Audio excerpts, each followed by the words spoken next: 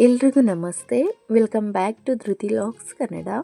ಎಲ್ಲರೂ ಹೇಗಿದ್ದೀರಾ? I hope ನೀವೆಲ್ಲ ಚೆನ್ನಾಗಿದ್ದೀರಾ ಅಂತ ನಾನು ಭಾವಿಸ್ತಾ ಇದ್ದೀನಿ. ಇವತ್ತು ಮನೇಲಿ ಪಪಾಯ ಹಣ್ಣಾಗಿತ್ತು. ಮಕ್ಕಳಿಗೆ ಪಪಾಯ ಮಿಲ್ಕ್ ಶೇಕ್ ಮಾಡಿಕೊಡೋಣ ಅಂತ ರೆಡಿ ಮಾಡಿಕೊಂಡೆ. ಪಪಾಯ ಹಣ್ಣನ್ನು ಕಟ್ ಮಾಡಿ ಸಿಪ್ಪೆ ತೆಗೆದು ಸಣ್ಣ ಸಣ್ಣ ಪೀಸ್ ಮಾಡಿ ಇಟ್ಕೊಂಡೆ. ಅದಾದ ನಂತರ ಒಂದು ಬೌಲು ನ್ಯಾಚುರಲ್ ಬೆಲ್ಲ ಯೂಸ್ ಮಾಡಿದ್ದೀನಿ. ಮತ್ತು ಡ್ರೈ ಫ್ರೂಟ್ಸಲ್ಲಿ ಖರ್ಜೂರ, ಅಕ್ರೂಟ್, ಬಾದಾಮಿ, ಗೋಡಂಬಿ, ಒಣದ್ರಾಕ್ಷಿ, ಮತ್ತು ರಾತ್ರಿ ನೆನೆಸಿಟ್ಟ ಚಿಯಾ ಸೀಡ್ಸು ಮತ್ತು ಹಾಲು. ಫಸ್ಟು ಪಪಾಯ ಹಣ್ಣನ್ನು ಪೀಸ್ ಮಾಡಿ ಇಟ್ಕೊಂಡಿದ್ನಲ್ಲ, ಅದನ್ನು ಸ್ವಲ್ಪ ಡ್ರೈ ಫ್ರೂಟ್ಸನ್ನು ಹಾಕಿ ಚೆನ್ನಾಗಿ ರುಬ್ಕೊಂಡೆ. ತುಂಬ ಸಣ್ಣಗೆ ರುಬ್ಕೊಂಡಾದ ನಂತರ ಅದಕ್ಕೆ ಹಾಲನ್ನು ಹಾಕಿ ಚೆನ್ನಾಗಿ ತಿರುಗಿಸ್ಕೊಂಡೆ.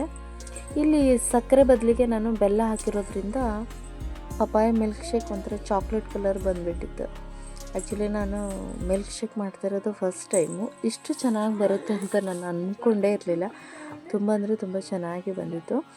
ಅಮ್ಮ ಸಕ್ಕರೆ ಹಾಕಿದ್ದೆಲ್ಲ ತಿನ್ನೋದಿಲ್ಲ, ಅದಕ್ಕೆ ನಾನು ಬೆಲ್ಲನೇ ಯೂಸ್ ಮಾಡಿಬಿಟ್ಟೆ, ಎಲ್ಲರೂ ಕುಡಿತಾರೆ ಅಂತ. ತುಂಬ ಅಂದರೆ ತುಂಬ ಚೆನ್ನಾಗಿ ಬಂದಿತ್ತು. ಮತ್ತು ಅದಕ್ಕೆ ರಾತ್ರಿ ನಾನು ಡೈಲಿ ರಾತ್ರಿ ಚಿಯಾ ಸೀಡ್ಸನ್ನು ನೆನೆಸಿಡ್ತೀನಿ.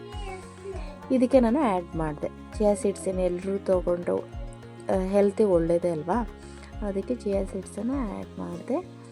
ಮತ್ತು ಚೆನ್ನಾಗಿ ತಿರುಗಿಸಿದೆ.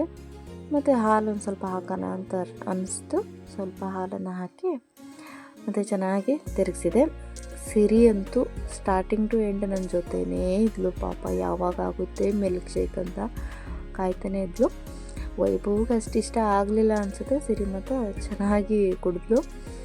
ಒಂದು ಬೌಲಿಗೆ ಒಂದು ಸ್ವಲ್ಪ ಬೆಲ್ಲದ ಪುಡಿನ ಹಾಕಿದ್ದೇನೆ ಅಷ್ಟೇ, ನೋಡ್ಲಿಕ್ಕೆ ಚೆನ್ನಾಗಿ ಕಾಣಿಸುತ್ತೆ ಅಂತ. ಇಲ್ಲಿ ಮತ್ತು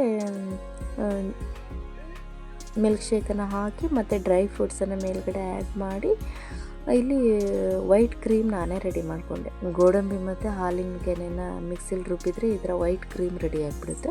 ಕ್ರೀಮನ್ನು ಸ್ವಲ್ಪ ಹಾಗೆ ಬಿಟ್ಟಿದ್ದೀನಿ ಚೆನ್ನಾಗಿ ಕಾಣಲಿ ಅಂತ.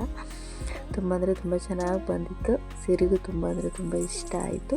ಈ ವಿಡಿಯೋ ಇಷ್ಟ ಆದರೆ ಲೈಕ್ ಮಾಡಿ, ಕಮೆಂಟ್ ಮಾಡಿ, ಸಬ್ಸ್ಕ್ರೈಬ್ ಆಗೋದನ್ನು ಮರಿಬೇಡಿ. Thank you.